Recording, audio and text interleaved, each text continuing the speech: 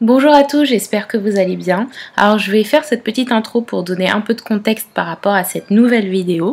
Alors cette nouvelle vidéo est née en fait de moi au travail avec mes cheveux naturels. Je vais pas parler très fort mais je reçois quelques messages pour me demander comment est-ce que je me coiffe dans le milieu dans lequel je travaille. Et je voulais vous montrer. Tout simplement. Et Tia Essiane a eu l'idée de faire une vidéo justement pour adresser le sujet des cheveux naturels au travail et comment est-ce que les femmes se sentaient par rapport à ça. Ensuite, pendant qu'on tournait la vidéo, il y a un article du Huffington Post qui est sorti sur justement les femmes noires aux cheveux naturels qui ont apparemment moins de chances à l'embauche. Et donc c'est basé sur une étude qui a été faite aux États-Unis qui montrait en fait que dans un panel de femmes de toute race avec des cheveux plus ou moins lisses ou naturels, et bien c'était les femmes noires qui recevaient la note la moins élevée et qui semblaient moins professionnelles. Alors nous on a fait cette vidéo justement pour vous donner notre point de vue. La première partie de la vidéo se trouve sur la chaîne de Tia Essiane, donc je vous invite vraiment à aller la regarder. Elle est pleine d'informations et on s'est vraiment appliqué à répondre à vos questions. Et moi ici je vous montre vraiment comment je porte mes cheveux naturels au travail, avec des tresses, avec parfois des perruques, avec parfois des chignons, des cheveux un peu plus plaqués, des cheveux lâchés, etc. Je vous montre vraiment l'étendue des coiffures que je peux faire pour vous montrer que non seulement je travaille dans un domaine qui est le domaine du luxe, donc qui se dit être très fermé, mais aussi je vais pas revendiquer quoi que ce soit, mais je suis juste moi-même avec la texture de mes cheveux au naturel et c'est possible, donc ne vous mettez pas des barrières. Moi je suis convaincue que quand on veut, on peut, même si en face on a des personnes qui sont butées, qui ont des idées préconçues sur nous, sur nos cheveux, sur notre professionnalisme, sur ce que ça peut renvoyer. Et bien je suis convaincue que nos compétences, notre volonté, notre ambition va être reconnue un jour ou l'autre, et si c'est pas reconnu dans une entreprise, et bien cette entreprise là elle n'est pas faite pour nous, c'est pas nous qui sommes pas faites pour eux, c'est eux qui ne sont pas faits pour nous. Donc voilà, je vous laisse suivre le reste de la vidéo. Salut tout le monde, je sais que vous m'avez pas vu depuis super longtemps, ne m'en veuillez pas, mais normalement vous devriez me suivre sur Instagram et c'est là où je suis la plus active. Pour vous parler de cette vidéo aujourd'hui, j'ai trouvé hyper intéressant l'invitation de Tia, que je ne présente plus, mais qui va quand même se présenter. Salut à tous, donc je suis Tia Essiane.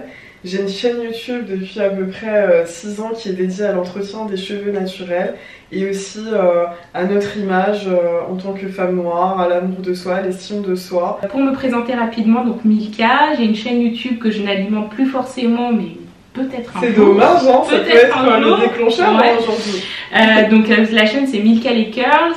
Je vis à Paris et je travaille dans le milieu du luxe. Ça fait à peu près 3 ans maintenant et le but de notre vidéo c'est de montrer que on peut être nous-mêmes sans dénaturer qui on est ni nos cheveux et être totalement épanoui dans le milieu professionnel. Mais on a plusieurs questions qu'on a reçues de vous. On va pouvoir les adresser avec des cas particuliers, mais on essaiera du mieux qu'on peut de vous partager notre expérience et répondre à vos questions. Et puis pour rentrer dans le vif du sujet par rapport à mon expérience professionnelle, donc moi je travaille dans l'import-export, dans le secteur de l'automobile, en fait des pièces détachées automobiles, et je suis souvent en relation avec des clients, des fournisseurs, je vais dans des salons, etc. Donc je suis confrontée effectivement à différents interlocuteurs auprès desquels j'ai besoin d'avoir une image correcte, présentable, professionnelle. Donc voilà, je vais également vous partager mon expérience aujourd'hui dans cette vidéo. Donc là, on a fait une liste un peu grossière de toutes les questions qu'on a pu recevoir et on les a organisées par thématique. Et donc il y a l'une d'entre vous qui a demandé si on nous posait le dilemme de choisir entre nos cheveux naturels et notre poste. Donc soit on change de texture de cheveux ou on met une perruque lisse, etc.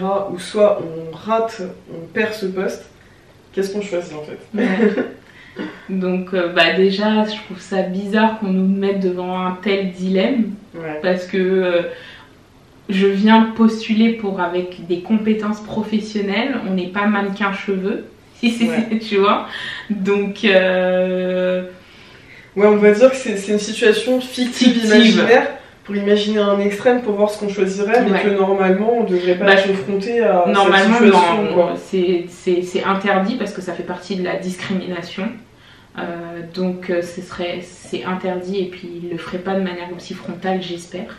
Mais si on avait à choisir entre les deux, ma réponse serait ça dépend en fait de ma situation personnelle à ce moment-là. Si j'ai vraiment besoin de ce travail parce que je dois nourrir ma famille, parce que je dois payer mes études, parce que etc.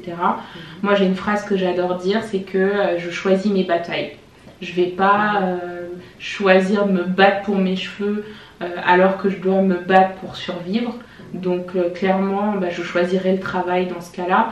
Je ne défriserai pas pour autant mes cheveux. Je les attacherai peut-être tous les jours alors que je pourrais faire autre chose. Pour éviter qu'on me fatigue, pour être politiquement correct, pour éviter qu'on me fatigue, qu'on me prenne la tête, qu'on me fasse des réflexions et que je puisse me focaliser sur mon travail et sur ma situation perso. C'est-à-dire qu'en fait, tu ne dénaturerais pas tes cheveux pour autant, mais tu chercherais à faire des coiffures un peu plus discrètes, un peu plus... qui rentrent dans le cadre, entre guillemets, qui...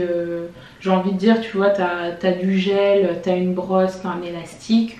Je vois pas pourquoi est-ce qu'un attaché ou un chignon ou tu vois couper entre les deux, attaché avec une belle raie au milieu, on viendrait te déranger, parce que c'est des coiffures que j'ai envie de dire sont assez classiques et que tout le monde peut faire, peu importe sa texture de cheveux.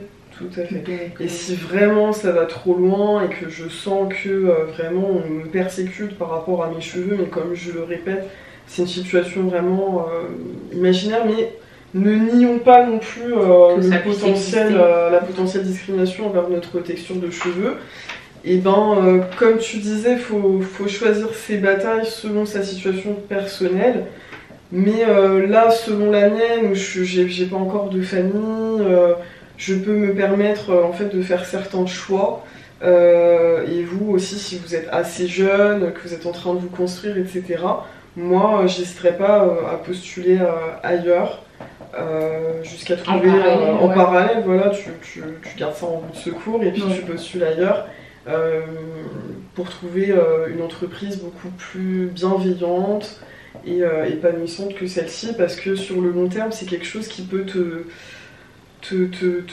miner et voilà, donc, te stresser, te faire perdre confiance en toi, te poser des questions. Et puis le travail, enfin j'ai pas les chiffres, mais ça occupe beaucoup de notre temps. On passe 8 heures de notre journée sur 24 heures. On passe 8 heures à dormir, 8 heures au travail. Donc donc au final, le temps à dormir, on le compte pas. Le temps parfois, on est plus avec nos collègues que nos proches. Donc le travail, c'est une partie très très très importante de notre temps, de notre énergie, de notre esprit. Donc c'est quand même important qu'on se sente bien et qu'on fasse tout pour se sentir bien au sein de notre travail. Notre environnement de travail, absolument. Belle transition, étant donné qu'on parle de la confiance en soi par rapport à notre coiffure et par rapport à notre environnement, nous on a reçu quelques questions sur le fait qu'avec les cheveux naturels, certaines femmes se trouvent moins jolies, qu'elles ont moins de clients quand elles sont face dans des postes en rapport avec la clientèle, moins de clients, et que parfois elles peuvent paraître aussi plus jeunes et donc pas faire leur âge. Ouais, donc moins de crédibilité en fait au niveau des interlocuteurs, etc.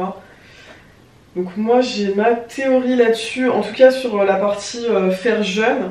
Comme je disais à Mika, j'ai ma petite théorie parce que j'ai déjà étudié la question, j'ai déjà eu pas mal de remarques là-dessus quand je fais des tutos coiffure.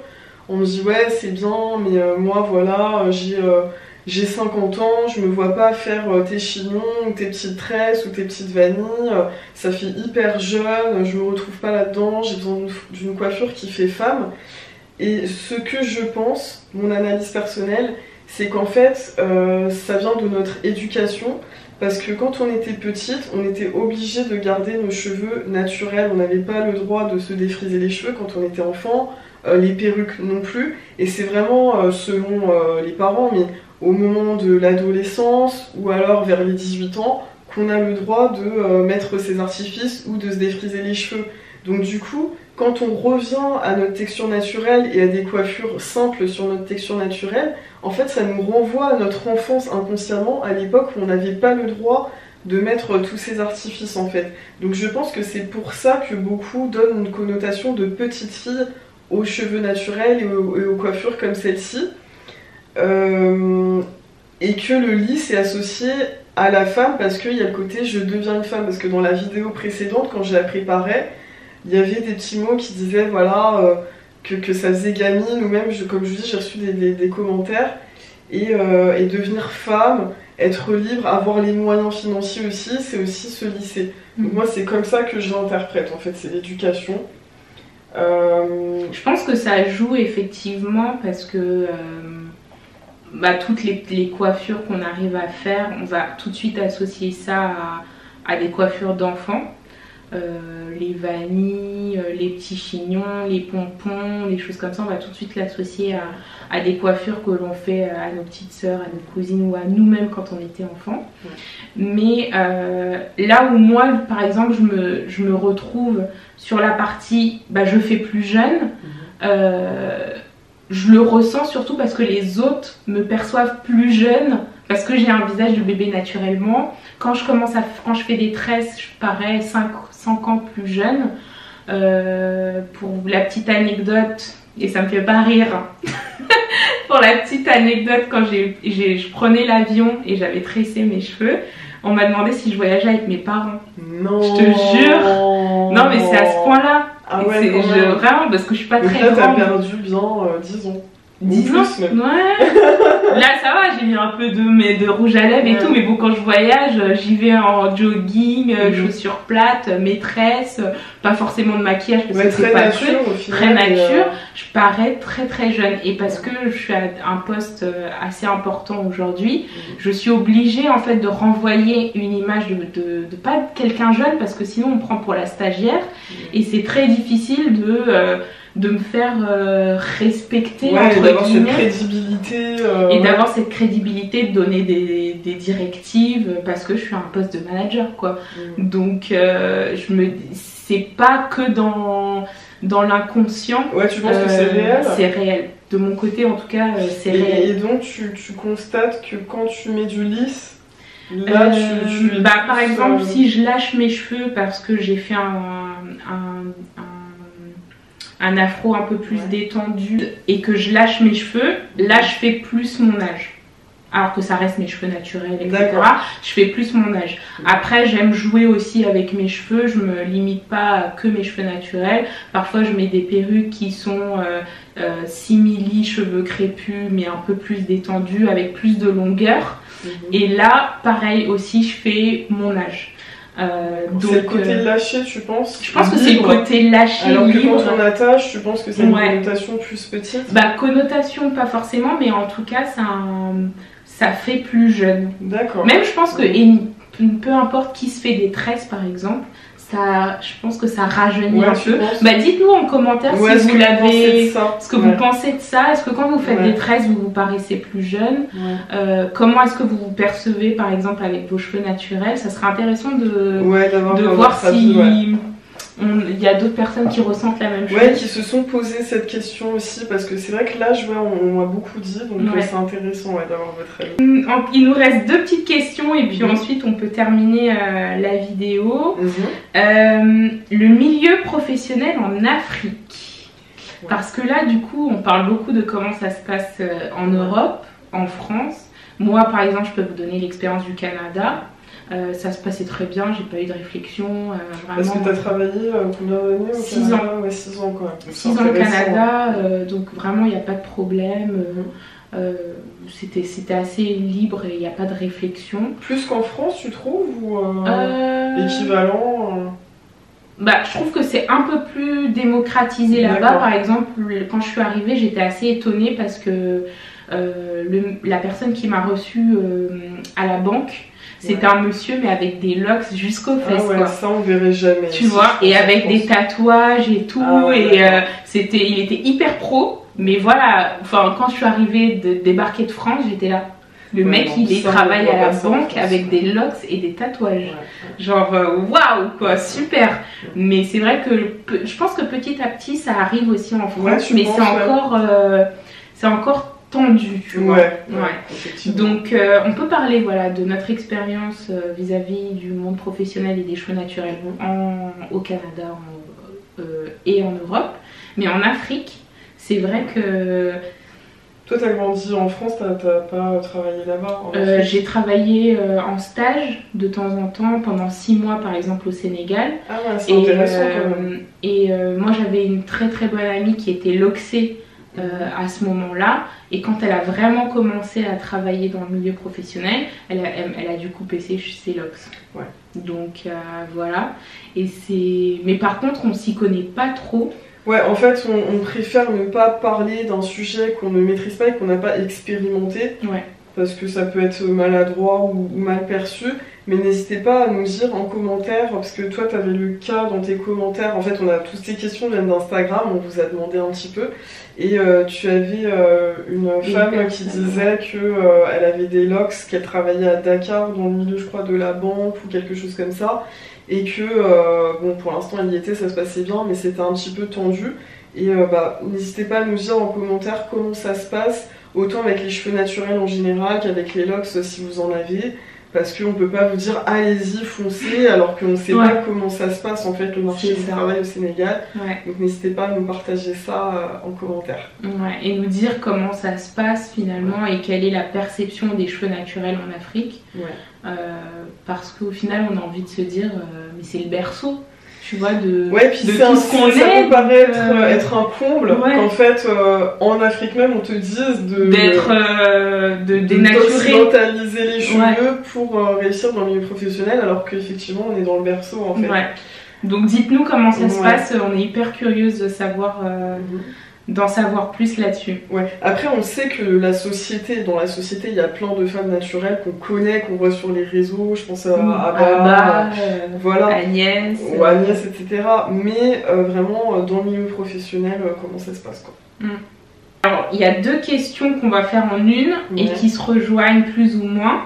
Donc quand vous êtes au bureau, etc., comment est-ce que vous justifiez à vos collègues que vous changez de coiffure toutes les 24 heures, bon, on n'exagère pas toutes les 24 heures, mais assez souvent. Et si jamais voilà, ils sont curieux, est-ce que s'ils vous demandent de toucher vos cheveux, est-ce que vous dites oui ou vous dites non? Ah oui.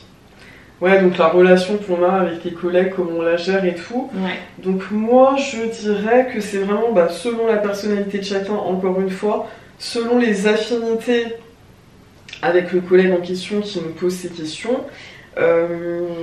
Et moi, selon ma personnalité, c'est vrai que je suis assez fermée là-dessus parce que j'ai pas envie de faire de mes cheveux un sujet de conversation, un sujet de débat. Voilà, on est là à la pause, on a 15 minutes de pause, ces 15 minutes sont dédiées à mais comment tu fais ça et tout. J'aime pas avoir l'attention sur moi et j'aime pas, en fait, j'ai l'impression que ça marque ma différence, tu vois.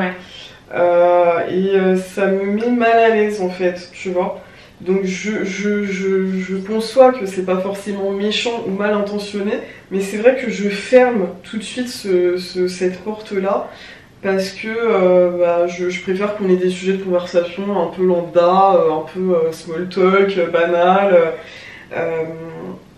Donc voilà, mais si vraiment j'ai de fortes affinités, avant je travaillais avec mon amie que je vous présentais sur les réseaux, mes mères. Si un jour elle m'avait demandé de toucher mes cheveux, j'aurais accepté parce que c'est, en plus d'être une collègue, une amie.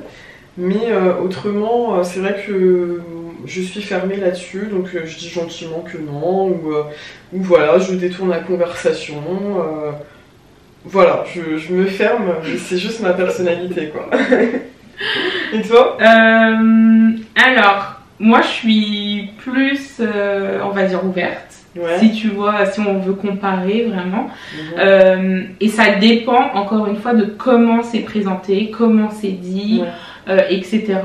Donc ça m'est déjà arrivé, effectivement, je change de coiffure assez fréquemment, donc banane un jour, chignon le lendemain, cheveux lâchés un autre jour. À la fin de semaine, finalement, j'ai fait des twists, j'ai pas eu le temps de les enlever, je vais au bureau avec, oui, même avec des twists. Voilà, parfois je mets des petits bandeaux ou des choses comme ça, donc on change souvent de coiffure et comme je vous le disais au début, ça peut attiser la curiosité. Mais quand c'est de la curiosité bien placée, et que c'est bien abordé, j'hésite pas à expliquer. Parce que j'estime aussi que autant je suis youtubeuse et je fais des vidéos pour vous expliquer certaines choses, etc. Autant je me dis que c'est un peu mon rôle aussi au sein du bureau de leur expliquer ce genre de choses parce que j'ai une personnalité qui fait que naturellement je vais vouloir expliquer les choses et que ça me dérange pas en fait quand c'est bien présenté. Et limite je me dis je préfère qu'ils me posent la question à moi qui le prend bien, je leur explique et ils vont jamais plus poser la question et ils vont éviter de poser la question à d'autres personnes qui le prendraient mal. Ils sauront déjà en fait, ils pourront pas dire ah mais je savais pas. Donc j'ai pas envie de non plus les envoyer balader parce qu'ils vont se dire ah pour une fois que j'ai voulu être curieux, on m'a envoyé bouler, je poserai plus jamais la question et peut-être que justement après ils auront des réflexions maladroites parce qu'on leur a jamais expliqué, tu vois. Par exemple quand je fais mes tresses, ça c'est surtout quand je fais des tresses longues qu'on me pose la question, mais comment tu fais pour les attacher? Ils pensent que tu les attaches à ton crâne, tu vois. Tu les colles. Je dis bon. Moi j'ai vécu avec, donc peut-être que pour moi c'est évident, mais peut-être que pour toi effectivement c'est pas évident. Donc je leur explique, je leur dis non, t'achètes des paquets de mèches, c'est du plastique. Ensuite tu prends, il y a une technique ancestrale qui est de tresser de manière où ça se voit pas, etc. Ah ouais, ça te prend combien de temps? 4 heures, 5 heures. Oh, moi je pourrais pas rester à 4 heures assise, t'es vraiment courageux. Je dis franchement moi j'aime bien et puis ça me permet de changer de tête. Me dire j'adorerais faire ça. Je fais mais si tu veux viens chez moi, ma coiffeuse elle vient à la maison, on stresse. Je dis mais ouais grave, je veux venir. Et voilà, tu vois, typique, ils sont intéressés et tout. Et je sais qu'ils sont assez aussi... ils ont limite honte de me demander est-ce que je peux toucher parce qu'ils ne connaissent pas et limite on leur a peut-être jamais laissé l'occasion de toucher. Donc on a peut-être sa relation assez professionnelle mais qui reste ouverte. Où je leur dis tiens, je prends un bout, tiens touche. Ils disent ah ouais ok, mais on dirait vraiment des vrais cheveux et tout. Je dis oui voilà, point, fin. C'est pas que tu vas venir me faire un massage crânien au travail, tu vois, mais... Donc merci encore, rejoignez Mika sur Instagram, rejoignez-moi, dites-nous tout en commentaire. Si ça vous a plu, likez la vidéo. Et on vous dit à bientôt sur les réseaux. À bientôt, salut. Salut. Bye.